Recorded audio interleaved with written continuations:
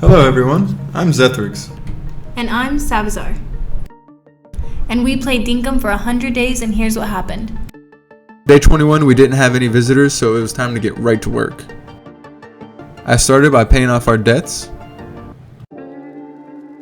and I decided it was time to find our permanent location for the house. So with that, we got our house moving deed. And with all the mining that we've been doing, I decided it was time to get our mining license level 3. And this is where we learned how to make the iron pickaxe. And I still needed to fill in the holes under our house, so I had to move it over here for now. I went to John to buy a new furnace, and I sold him some junk I had for about 14,000 dinks. And I made another copper watering can for a special someone, who at this point was helping me water my crops every day. But I had so much iron, I literally made 4 iron pickaxes. Because I had to make sure to give one to my best buddy. And it was time to finally harvest all my trees.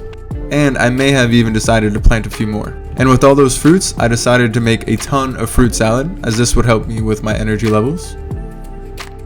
We were finally starting to make some progress. And now at this point, I really only had to move dirt after we moved the buildings. I was still trying to level everything out, but we were almost done.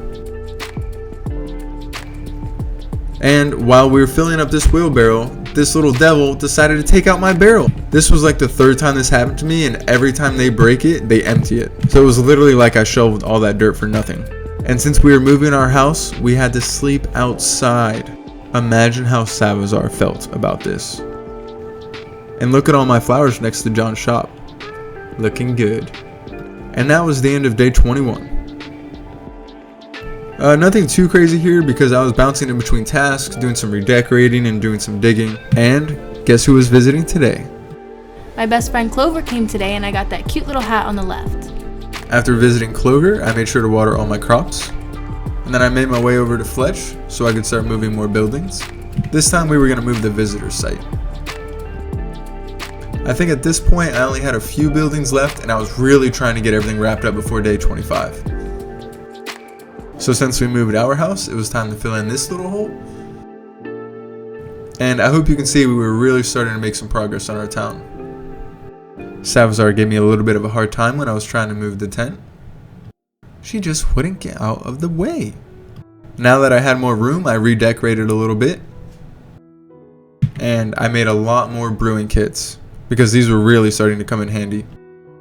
I moved the furnaces over a little bit so I had more room. And I haven't really shown it much, but I was keeping up with my brewing as much as possible. I moved our flowers into our house, as well as the banana box that John had given me. And I made it a point to do some metal detecting, because I was running out of money, and I definitely needed more money if I was going to keep moving buildings like I was. And metal detecting was actually one of our favorite things. And I had been super productive lately, so it was time to collect some tasks.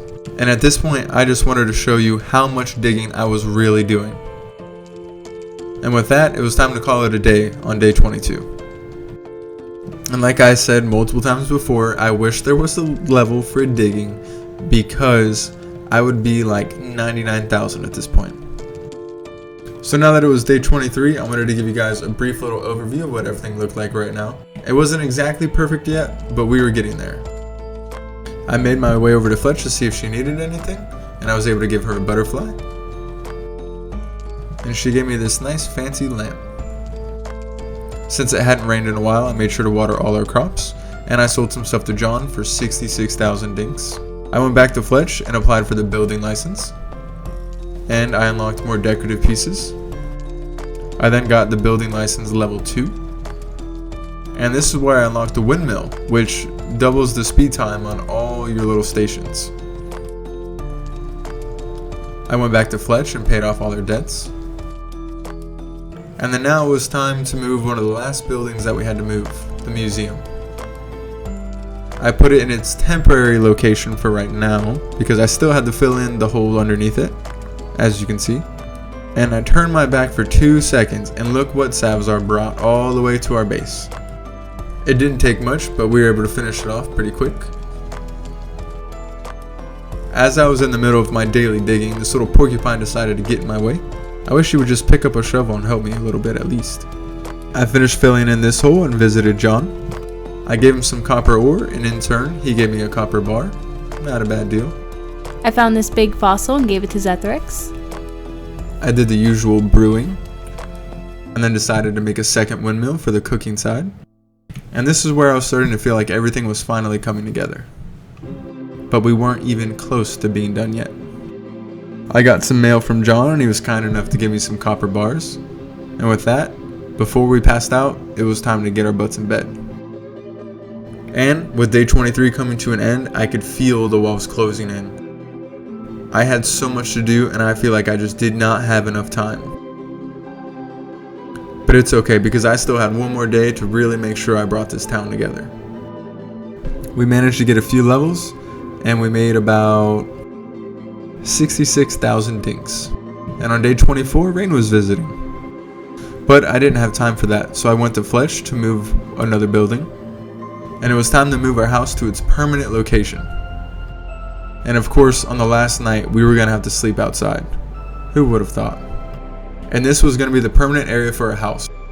It was going to be center with our crafting area. I went to John to finish a quest for him. And after finishing his quest, it was time to harvest all my wheat. But this time, I wasn't going to make the mistake of selling it. Instead, I was going to use it to make new recipes. And I finally learned how to use the grain mill. I planted some of the new seeds that I got from Rain as well.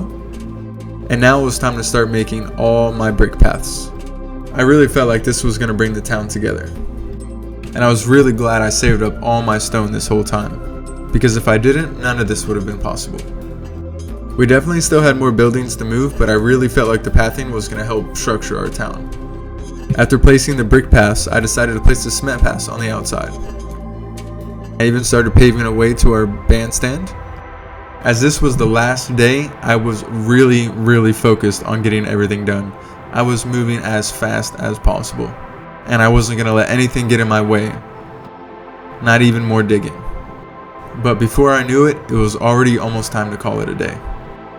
Even though Zethryx was so busy today, he still had time to look at my hat. And now, since the day was almost over, I took a little bit of time to admire everything that I had accomplished. And then I realized John's shop, and that was going to cause a lot of problems. But that was for later. For now, it was time to sleep under the stars. And that would mark the final day of the beginning of this journey. Even with all the highs and lows we faced, I really felt like we were starting to head in the right direction. Things were starting to come together, and it really felt like we were finally building a town.